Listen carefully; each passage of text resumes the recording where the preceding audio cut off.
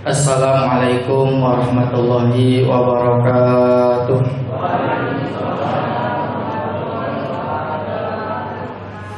Hamdan wa syukranillah, salatan wa salaman ala rasulillah, la hawla wa la quwata illa billah, amma ba'du. Qala rabbi shrah li sadri wa yassir li amri wahlul 'uqdatam min lisani yafqahu qawli. Qalu subhanaka la ilma lana illa ma 'allamtana innaka antal alimul hakim. Yang kami hormati pengurus Masjid Al-Barokah beserta jajarannya, orang tua kami, Bapak Ibu hadirin hadirat yang insyaallah dirahmati oleh Allah Subhanahu wa taala. Kembali bersyukur kita kepada Allah Subhanahu wa taala dengan melafazkan hamdalah bersama alhamdulillahi rabbil alamin. Berselawat kita kepada Rasul dengan lafaz Allahumma sholli ala Sayyidina Muhammad wa ala ali Sayyidina Muhammad. Assalamu alayka ya Rasulullah. Orang tua kami, Bapak Ibu hadirin hadirat yang insyaallah dirahmati oleh Allah Subhanahu wa taala, pada malam hari ini kita akan membahas babut ta'awuni alal birri wat taqwa, bab yang menerangkan tentang tolong menolong dalam kebaikan dan ketakwaan. Diambil dari kitab Riyadhus Shalihin dikarang oleh Al-Imam Al-Hafiz Abu Zakaria Yahya Muhyiddin bin Syaraf An-Nawawi Ad-Dimishqi Asy-Syafi'i, yang lebih dikenal dengan Imam Nawawi. Imam Nawawi yang terkenal itu ada dua, Pak Ibu. Ada dari Indonesia namanya Imam Nawawi Al-Bantani, berarti dari Banten, ulama besar juga. Pernah menjadi imam di Masjidil Haram. Kemudian karangan kitabnya juga banyak. Beliau termasuk wali min auliya ta'ala, termasuk wali dari walinya Allah Subhanahu wa taala. Apa di antara buktinya? Selain karangannya banyak, beliau mempunyai karomah yang dari Indonesia. Yang paling saya ingat ketika beliau ngarang kitab, tiba-tiba mati lampu. Kemudian bingung mau ngarang ini, nggak ada cahaya. Kemudian dapat ilham, tangan kirinya ditunjukkan keluar cahaya. Kemudian tetap lanjutkan nulis. Maka kitab tersebut diberi nama Muraqil Ubudiyah, syarah dari kitab Bidayatul Hidayah yang dikarang oleh Imam Ghazali. Itu Imam Nawawi dari Indonesia. Dan yang kita bahas pada malam ini Imam Nawawi dari Damaskus, Syria. Ulama besar, usianya 45 tahun, tak sempat menikah. Apa sebabnya? Sibuk dengan ilmu, sibuk baca buku, sibuk ngarang kitab, sibuk mengajar. Akhirnya karena waktunya sibuk dengan ilmu, tak sempat menikah. Kalau kita sekarang karena kurang sibuk, akhirnya pingin. Enggak, apa Ibu ya, enggak semuanya ya. Itu saking sibuknya. Boleh enggak menikah Pak Ustadz? Ya boleh kalau mampu, apa Ibu ya. Ulama-ulama besar itu banyak yang tak menikah. Apa sebabnya? Sibuk dengan ilmu.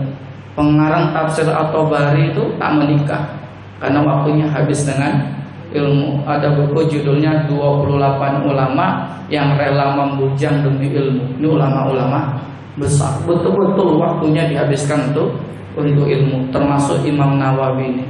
Yang menarik dari Imam Nawawi ini, di ujungnya ada kata-kata Asy-Syafi'i.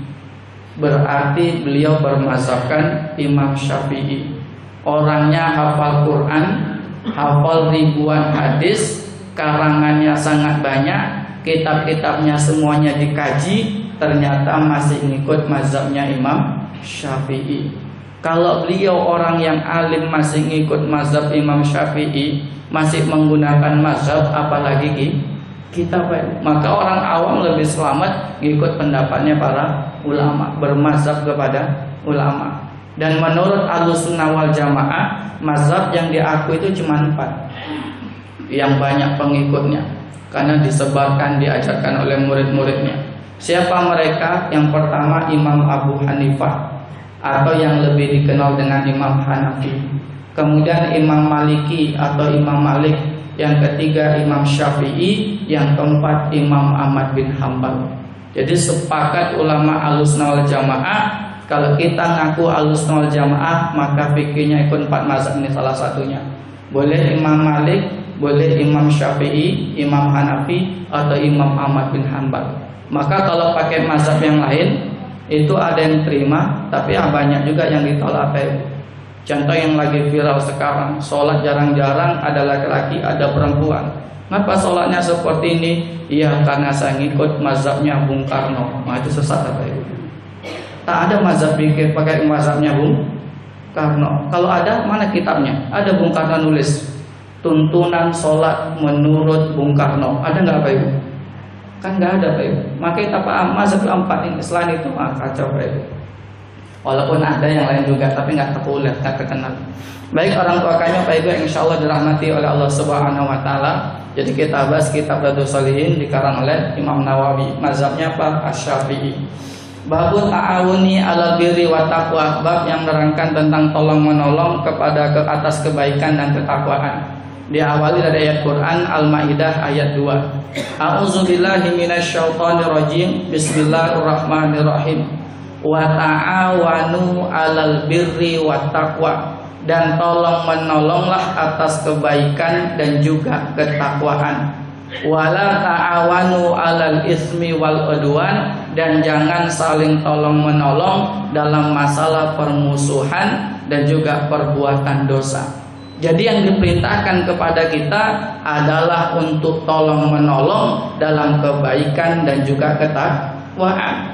Jangan tolong menolong dalam perbuatan dosa dan permusuhan. Karena kalau orang tolong menolong dalam perbuatan dosa, dalam permusuhan, maka yang saling tolong menolong tersebut semuanya itu terkena dosa, Bapak Ibu. Contoh, ada orang jual narkoba, ada bandarnya, ada kurirnya, ada backingnya, itu semuanya kena dosa, Bapak Ibu. Orang jual narkoba ada nggak yang backingin? Ada, Pak Ibu. Termasuk permainan judi. Saya lihat videonya Koh Denis, orang yang masuk Islam kalau salah atau yang tobat. Dulu sempat jadi bandar judi. Apa katanya? Kami itu supaya judinya aman, itu dalam 1 bulan setor kepada aparat. Nah, siapa aparatnya? Itu nggak kurang dari 1 sampai 4 M. Makanya aman mereka, Pak. Maka orang yang bermain judi, bandarnya, backingnya, itu semua juga terkena dosa. Maka dilarang oleh Allah Subhanahu Wa Taala untuk saling tolong menolong dalam perbuatan dosa dan juga permusuhan. Sama orang kalau riba itu yang minjem, yang minjemi, yang nyatet, semuanya kena. Makanya dilarang. Yang betul-betul diperintahkan kepada kita adalah tolong menolong dalam kebaikan dan juga ketakwaan. Di sini dicontohkan oleh Nabi Muhammad, man jahaza ghaziyan fi sabilillah faqad ghaza. Barang siapa yang mempersiapkan untuk peperangan atau modalnya untuk peperangan, alat-alatnya untuk peperangan fisabilillah, di jalan Allah, faqad ghaza, maka dia sama seperti berperang. Kita tak bisa pergi ke Palestina, Bapak Ibu. Nggak bisa kita ke sana pergi ikut perang, ikut ngelawan Israel, tak bisa. Kalau kita pergi ke sana itu malah nyusahin, Bapak Ibu. Apa sebabnya? Ngobati orang sakit tak bisa, megang senjata pun belum tentu. Ya nggak, Bapak Ibu. Maka ketika kita tak bisa pergi berjihad ke sana, kita ada duit, kita infakkan, kita sedekahkan, biar orang yang punya pengalaman, yang punya kekuatan fisik pergi ke sana. Kita tak ikut berjuang, kita tak ikut berjihad, tapi kita juga mendapatkan pahala sama dengan orang yang berbagi jihad. Waman khalafa ghaziyan fi alihi bi khairin faqad ghaza, dan barang siapa yang ngurusin keluarganya di rumah dalam masalah kebaikan, dia sama juga berperang. Dalam hadis lain dianjurkan oleh Nabi, liyang ba'is min kulli rajulaini ahaduhuma wal akhru wal ajru bainahuma. Kalau di rumah itu ada 2 orang laki-laki, maka yang satu disuruh berjihad, yang satu ngurusi rumah. Sama kayak di atas tadi. Yang satu pergi berjihad, yang satu ngurusin keluarga di rumah. Maka yang ngurusin keluarga di rumah ini juga sama-sama mendapatkan pahala jihad. Sama kalau kita kiaskan sekarang, ada orang yang pergi ke majelis taklim dan ada orang yang tidak pergi ke majelis taklim. Tapi orang yang tidak pergi ke wirid, dia nitip duitnya, tolong titipkan untuk uang infak. datang tolong nitip ini untuk uang untuk sedekah, dia tak ikut wirid mungkin karena halangan atau karena memang tak bisa. Walaupun dia tak ikut wirid, tapi uangnya sudah pergi, maka dia juga dapat pahala, Pak Ibu. Wah, ini kerennya dia. Kita tak ikut pergi pengajian, tapi dapat pahala. Gara-gara apa? Kita juga ikut mempersiapkan untuk pengajiannya, karena pengajian butuh namanya uang transport segala macam. Itu yang kita persiapkan, maka kita juga mendapatkan pahala. Makanya kita betul-betul diperintahkan oleh Allah Subhanahu wa taala, dianjurkan oleh Nabi Muhammad SAW untuk saling tolong menolong dalam kebaikan dan juga ketakwaan. Tak usah susah, Pak Ibu. Kita mau pergi ke masjid, ada teman jalan kaki, kita bonceng, naik motor, naik mobil, kita juga mendapatkan pahala. Itu saling tolong menolong. Kemudian di antara ayat yang merintahkan kepada kita semuanya untuk tolong menolong, yaitu surat Wal Asri. Insya Allah semuanya kita hafal, Bapak Ibu ya.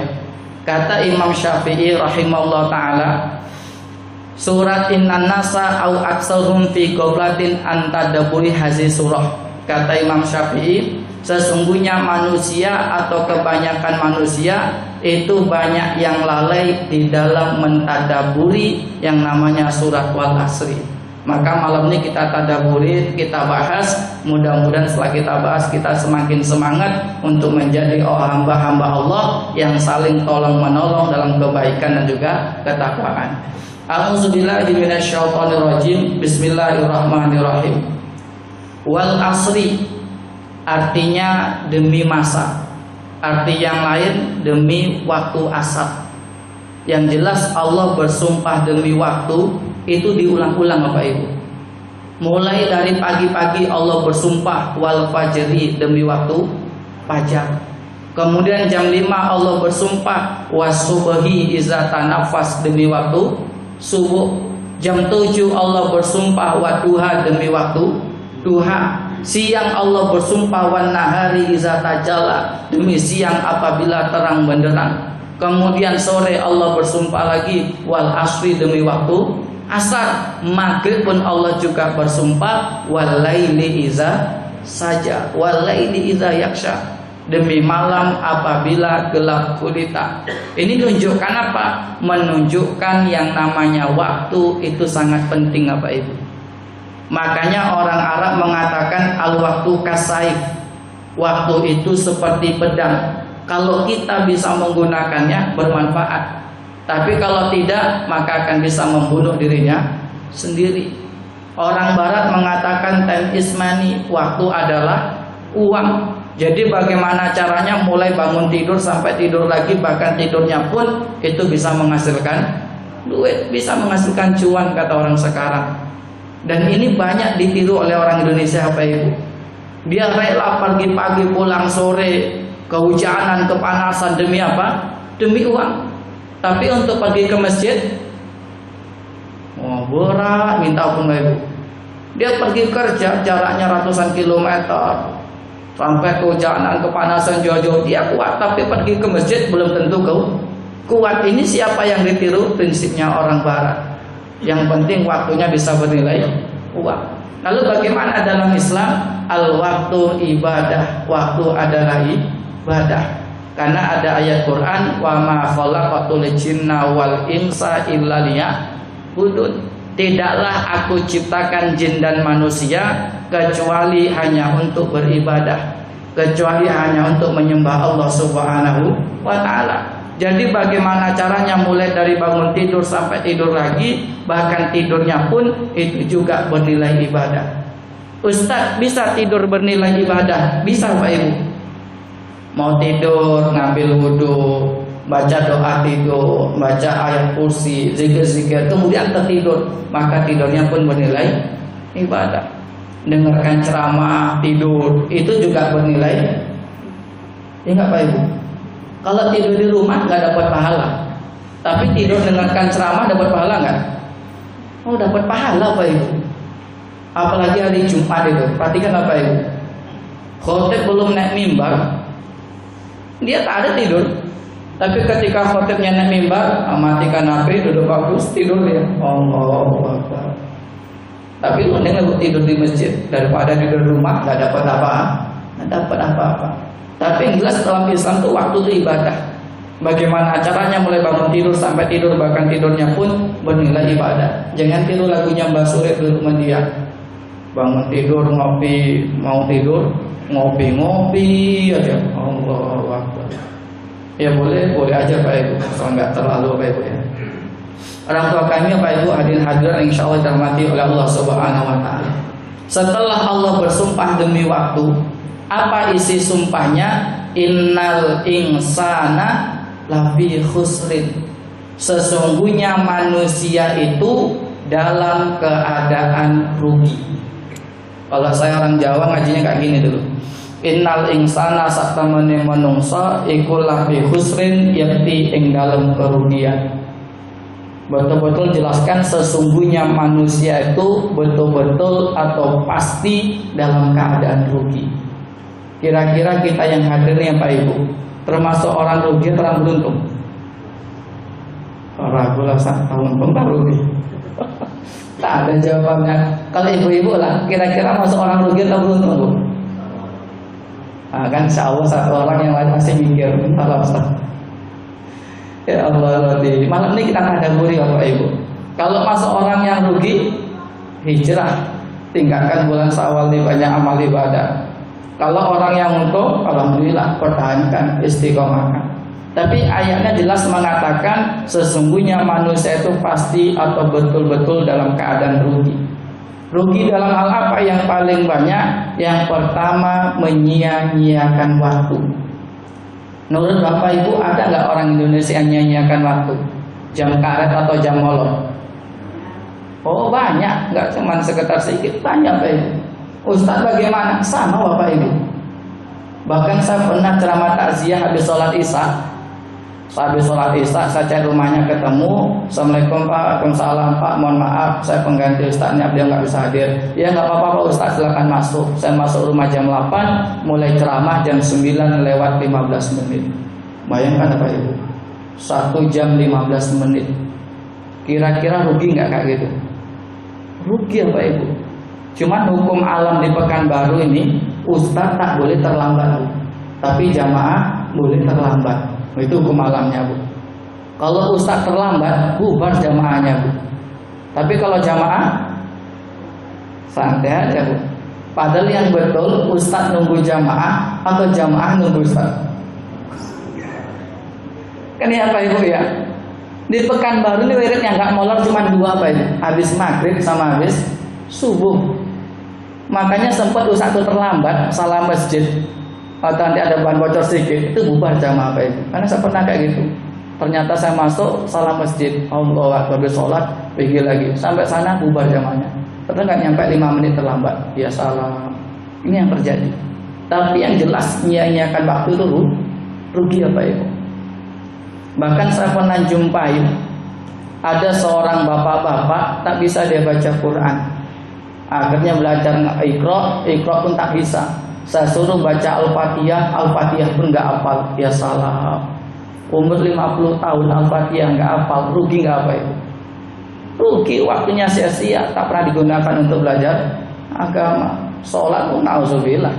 Kalau sholat berjamaah mudah-mudahan terima. Kalau sendirian kan kacau Pak Ibu. Ada seorang nenek-nenek curhat dengan saya. Dinda, nenek mau curhat. Curhat apa Nek? Ini Dinda, nenek dulu ini pegawai guru SMP. Alhamdulillah Nek pegawai. Orang mau jadi pegawai susah. Banyak yang sudah nyogok-nyogok tak juga lulus. Tapi nenek sudah pegawai. Tapi itu pula Dinda, ketika nenek ngajar dulu tak bisa sholat berjamaah, tak bisa ikut wirid. Ngapa gitu Nek? Zuhur masih di sekolah. Nanti habis zuhur pulang baru sholat zuhur, istirahat sebentar, pergi sekolah lagi ngeles anak. Nanti maghrib baru sampai rumah, kadang masih di jalan. Tak bisa berjamaah Dinda. Isya pun kadang udah kecapean, tak bisa berjamaah. Subuh banyak yang disiapkan, nggak cuma anak, suami pun juga butuh disiapkan. Terus kata Nek tersebut, tapi alhamdulillah Dinda sekarang udah pensiun. Alhamdulillah Nek udah pensiun, bisa rajin berjamaah, bisa rajin ikut wirid. Tapi itu pula masalahnya Dinda, sekarang nggak juga bisa. Nah begitu Nek, itulah Dinda. Nenek tak bisa pergi ke musola. Apa sebabnya? Kaki dah samurat. Allahu Akbar, susah berjalan. Ikut beres bisa nek, kadang-kadang. Ngapa gitu nek? Jaga cucu Dinda. La ilaha illallah. Kan banyak apa itu? Nenek-nenek itu tak bisa ikut beres gara-gara jaga cucu. Bahkan ada seorang ustadz yang menyampaikan curhatan seorang nenek-nenek ketika lebaran kemarin. Ketika anaknya pulang, alhamdulillah senangnya luar biasa. Maksudnya anak pulang ke rumah kemudian balik lagi, pergi pulang ke rumahnya masing-masing, itu senangnya luar biasa. Apa sebabnya? Ketika anaknya pulang, tak pulang bantu mamanya untuk masak itu. Tetap mamanya semua mengerjakan, akhirnya badannya sakit-sakit semuanya mama ini. Anaknya pulang langsung mengucapkan alhamdulillah. Makanya Pak Ibu kalau pulang kampung masih punya orang tua, jangan lagi orang tuanya suruh masak, udah nggak kuat seperti dulu. Seperti dulu. Kan banyak orang tua tak bisa beramal ibadah gara-gara anaknya. Ya Allah Rabbi. Nenek bisa baca Quran nggak? Itulah Dinda. Sekarang mata udah rabun, dekat nggak nampak, jauh apa lagi? Iya salah. Kalau orang kayak gini Pak Ibu kira-kira rugi nggak? Rugi. Jadi banyak orang nyanyiakan waktu. Apalagi anak sekarang. Itu waktunya yang paling habis itu di HP ini. Kalau megang HP matanya terang, tapi megang Quran rabun matanya Pak Ibu. Iya salah. Kalau megang HP setengah jam tuh rasa bentar. Tapi kalau megang Quran setengah jam bentar atau lama Pak? Ya Allah ya Rabbi. Ini mohon maaf, jadi orang sekarang tuh banyak rugi. Kapan ruginya? Ketika menyanyiakan waktu. Tapi ada pesan yang lebih penting lagi Pak Ibu. Jangankan menyanyiakan waktu, sedang beribadah pun ternyata masih banyak yang rugi ya Pak Ibu. Ini penting saya ulang. Jangankan menyanyiakan waktu, sedang beribadah pun ternyata masih banyak yang rugi. Ada ustaz orang sedang beribadah tapi rugi. Ada Pak Ibu. Habis sholat zikir yang betul kan macam Pak Imam kita. Subhanallah, subhanallah, subhanallah. Jelas Pak Ibu. Orang yang rugi Allah Akbar. Kira-kira ustaz Pak dibaca itu apa artinya? Tapi ada nggak Pak Ibu? Ada orang pakai tasbih terus selesai ya istilah. Kira-kira rugi nggak orang kayak gitu? Rugi lah Pak Ibu. Jangankan saya sedang beribadah pun ternyata masih banyak yang rugi. Sama kayak sholat Jumat tadi, khotibnya khutbah dia tidur. Kira-kira rugi nggak? Rugi ya Pak Ibu. Apalagi kalau tidurnya sampai batalkan wudhu, itu nggak dapat apa-apa Pak Ibu. Betul-betul rugi. Tidur yang tidak batalkan wudhu itu seperti ini ya, mohon. Ini nggak batalkan wudhu ya. Tapi kalau tidurnya sampai terantuk-antuk, sampai ke belakang, itu batal wudhunya. Kapan bangunnya? Ketika qomat. Allahu Akbar, Allahu Akbar, asyhadu an la ilaha illallah. Mas bangun. Sampai lagi diri dan Pak. Itu batal wudhunya Pak. Langsung sholat, sah nggak wudhu sholatnya? Enggak, wudhunya sudah batal. Rugi kan? Rugi. Jujurlah Pak, banyak nggak ketika khutbah Jumat jamaahnya bapak-bapak tidur? Ini jangankan waktu yang sia-sia, sedang beribadah pun ternyata masih banyak yang rugi ya Pak Ibu. Yang paling banyak lagi ketika orang sholat. Kira-kira berapa Ibu? Ada nggak orang sholat itu pikirannya kemana-mana? Banyak Bu. Ustadz bagaimana? Sama Pak Ibu. Ustadz pun juga malu. Siap. Makanya saya malu sampai kalau saya sholat berjamaah jadi pas ceramah itu maghrib tak mau saya jadi imam. Apa sebabnya? Kalau jadi imam itu selain mikir bacaan, mikir apa nanti bahannya, mana tuh? Iya saja. Kalau maghrib itu saya hindari jadi imam tuh ya Allah ya Rabbi. Kira-kira berapa Ibu? Orang sholat pikirannya kemana-mana, boleh nggak?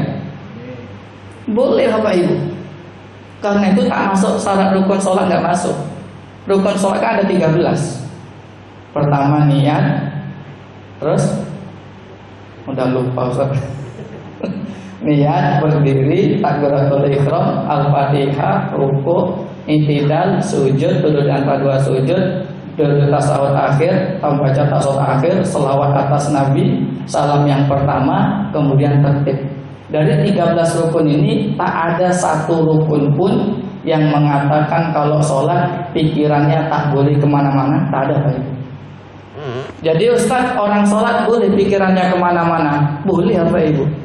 Yang tak boleh itu kemana-mana nggak sholat, nah itu nggak boleh apa Ibu? Karena ada orang sholat pikirannya kemana-mana, ada juga yang kemana-mana nggak sholat. Tapi kalau kita larikan ke wal asri, orang sholat pikirannya kemana-mana, kira-kira rugi nggak Pak Ibu? Rugi apa Ibu? Jadi kalau kita ditanya lagi, kita masuk orang rugi atau beruntung? Kan berubah kan? Ya Allah ya Rabbi, wallahu a'lam bishawab Ibu. Kalau contoh orang-orang yang tidak rugi, orang-orang yang beruntung, mungkin Bapak Ibu pernah dengar kisah ini. Ada 3 ulama besar, itu ketika haji, kalau sekarang tinggal satu hotel yang sama. Ada Imam Syafi'i, kemudian Imam Abdurrahman bin Mahdi, dan juga Imam Ahmad bin Hanbal. Jadi Imam Syafi'i itu bertemu juga dengan Imam Ahmad bin Hanbal, bertemu dengan Imam Malik. Tapi Imam Syafi'i tak bertemu dengan Imam Hanafi, karena Imam Hanafi wafat 150 Hijriah, Imam Syafi'i baru lahir.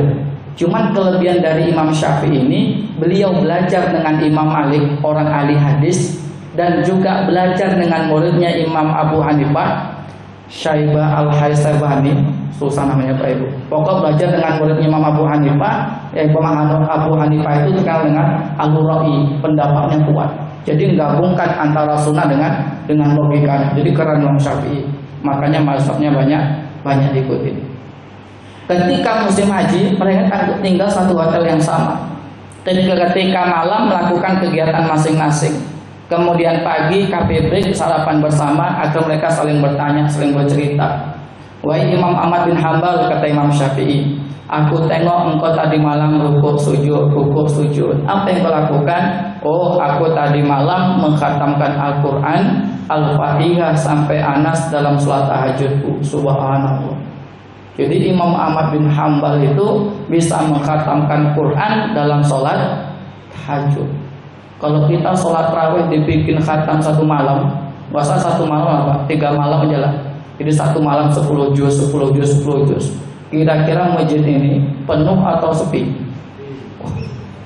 Sepi apa itu? Tapi ulama-ulama dulu itu biasa apa itu? Sahabat Tamim Ad-Dari itu sholat malam menghatamkan Quran dalam 1 rakaat, itu biasa apa itu? Nabi Muhammad sholat dalam 1 rakaat yang dibaca Al-Baqarah, kemudian Ali Imran, kemudian An-Nisa. Ada 3 surat. Ini kurang lebih sekitar 4 juz sampai 5 juz. Subhanallah. Kalau dibaca biasa 1 juz setengah jam, berarti kurang lebih 2 jam setengah. Itu 1 rakaat. Itu orang-orang terdahulu. Tadi baca panjang-panjang, ini yang terjadi. Imamnya khusyuk dengan bacaannya, makmumnya pun khusyuk dengan khayalannya baik. Itu yang terjadi. Semakin khusyuk imam dengan bacaannya, semakin khusyuk makmum dengan khayalan. Maka saat sekarang baru sadar Bapak Ibu, ternyata kalau sholat itu dibaca panjang-panjang, itu nampaknya aja keren. Tapi jamaahnya, saya yakin melayang pikirnya Bapak Ibu.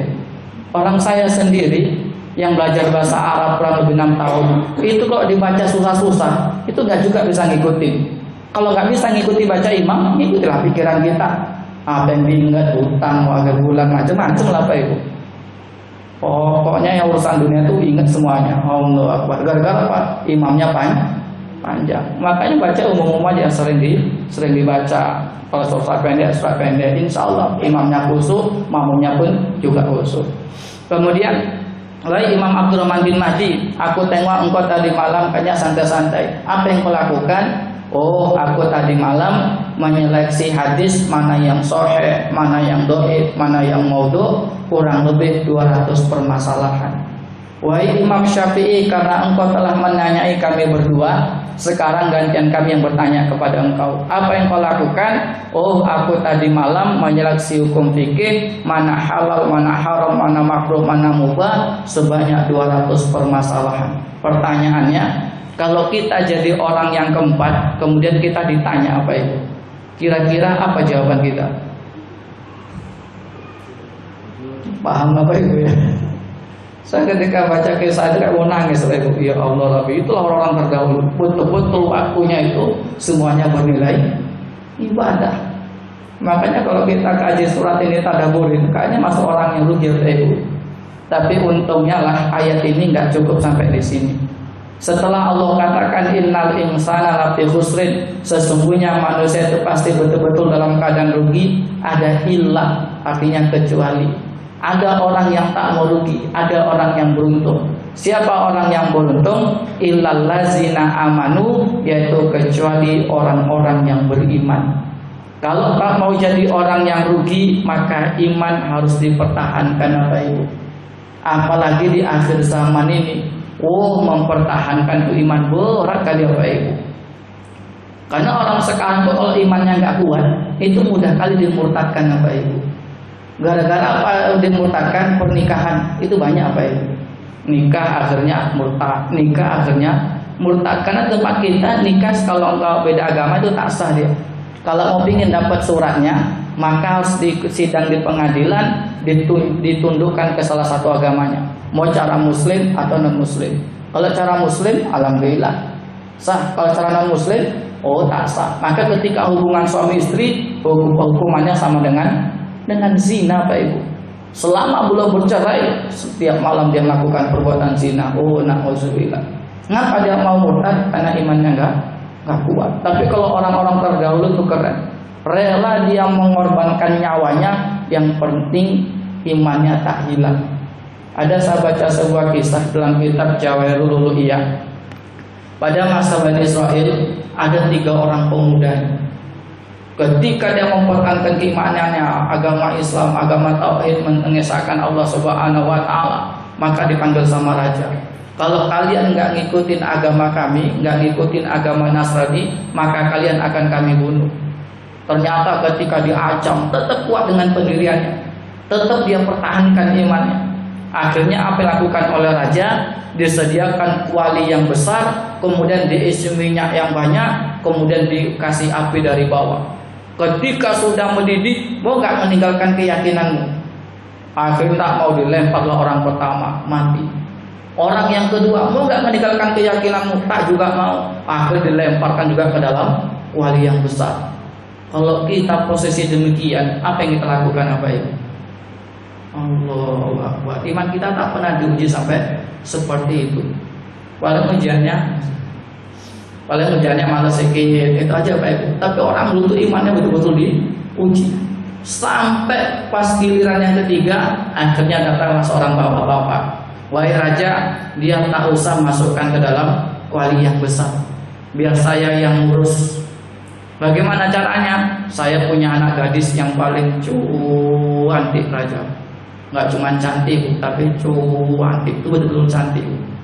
Kalau ibu tanya sama suami ibu, papa Bunda cantik nggak? Cantik, itu nyenangkan aja Bu. Ya Pak ya. Tapi kalau bilang cantik, itu betul-betul cantik. Jadi harapan raja ini, anak cantik ini bisa ngajak raja tersebut, pemuda tersebut supaya masuk ke dalam keyakinannya. Akhirnya apa yang dilakukan? Anak gadisnya bersama pemuda ini ditaruh di rumah, cuman berduaan.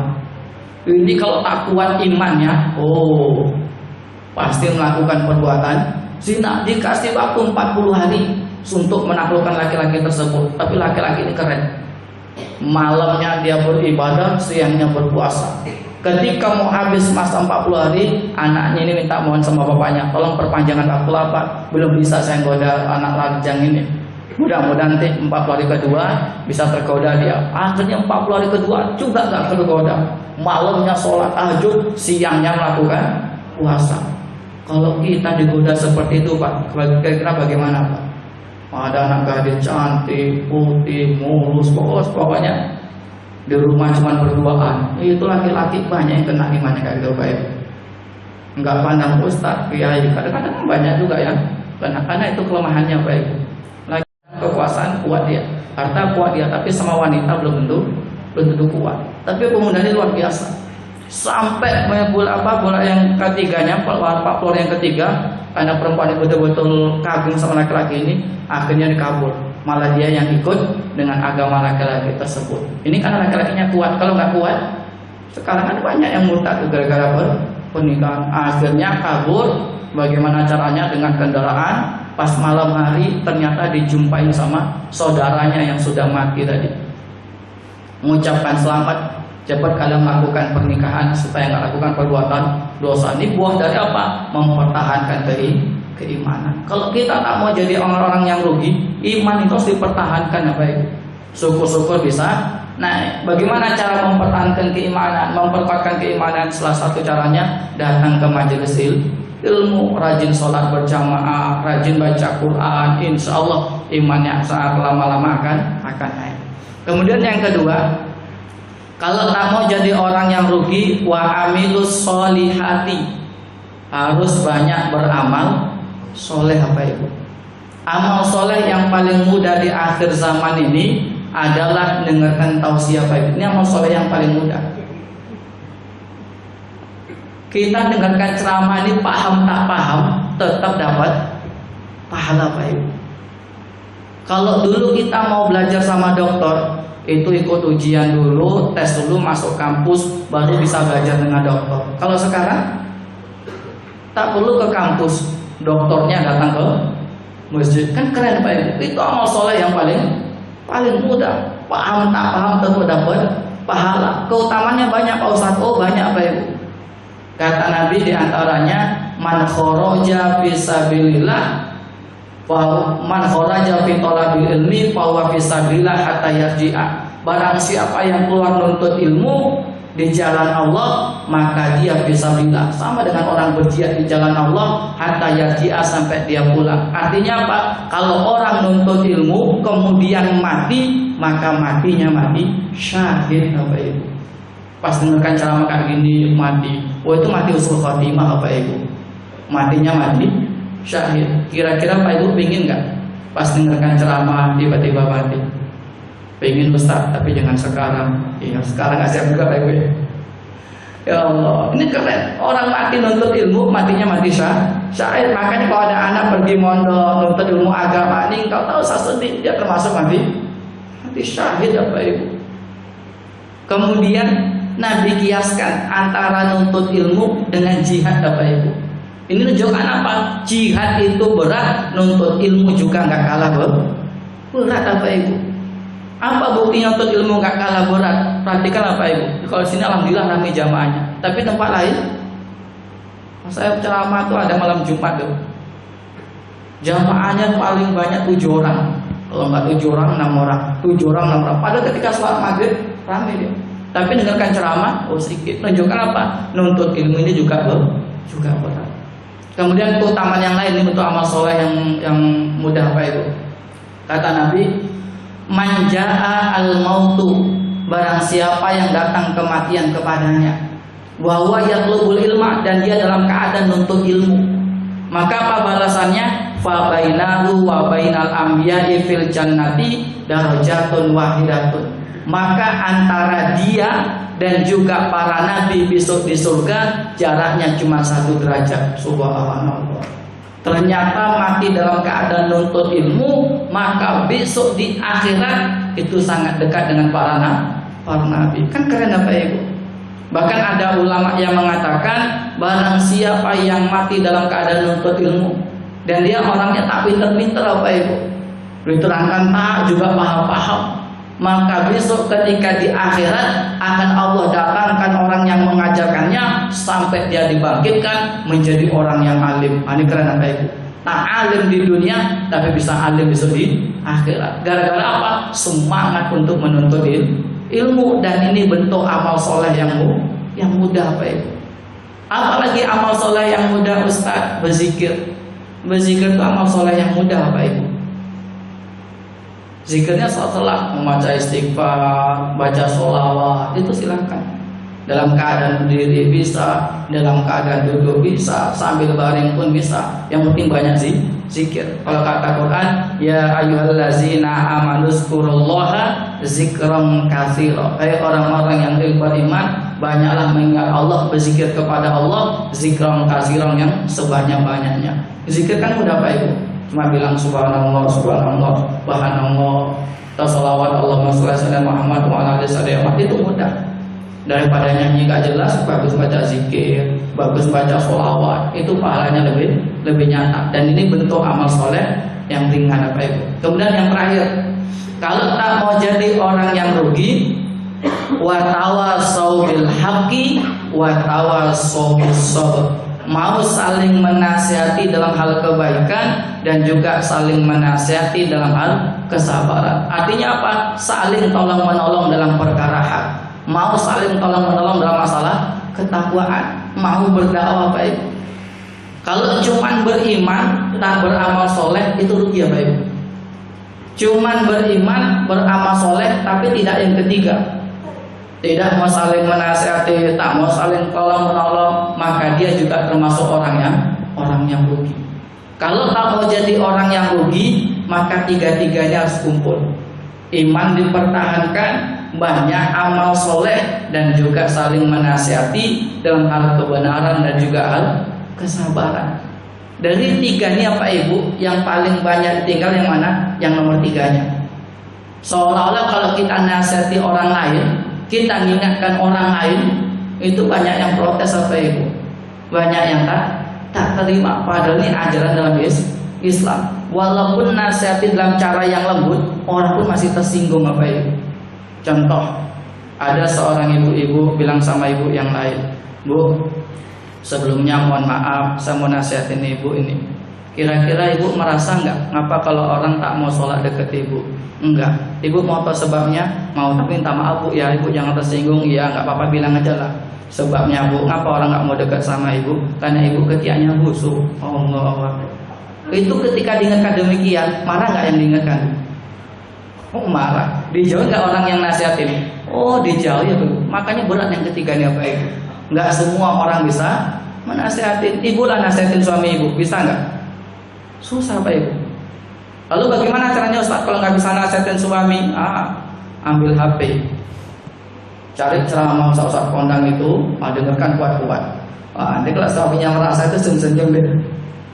Suami kita juga kadang susah nasihatin istri kan, ambil ceramahnya, dengarkan kuat Ustaz gitu juga Pak Ibu. Saya aja bisa ceramah istri belum tentu bisa, apalagi yang jarang ceramah Pak Ibu. Ada Pak Ibu, istri itu kan luar biasa, semua kekurangan suaminya ngerti dia. Maka kita kalau nasihatin tak pandai-pandai, tak juga mempan Pak Ibu. Bahkan ibu-ibu kadang ceramah itu lebih pintar ya. Dibilangin 1 sama suami, jawab dia 10. Dibilangin 10, oh jawab dia 100. Dibilangin 100, dia marah mulu. Begitu banyaknya Pak Ibu. Makanya ketika berat, kita pakai orang lain. Mudah-mudahan kita yang hadir ini dijadikan Allah Subhanahu Wa Taala hamba yang saling tolong menolong, sehingga apa? Tak menjadi orang-orang yang rugi. Iman dipertahankan, banyak amal soleh, saling nasihat menasihati. Kurang lebihnya kami mohon maaf. Assalamualaikum warahmatullahi wabarakatuh.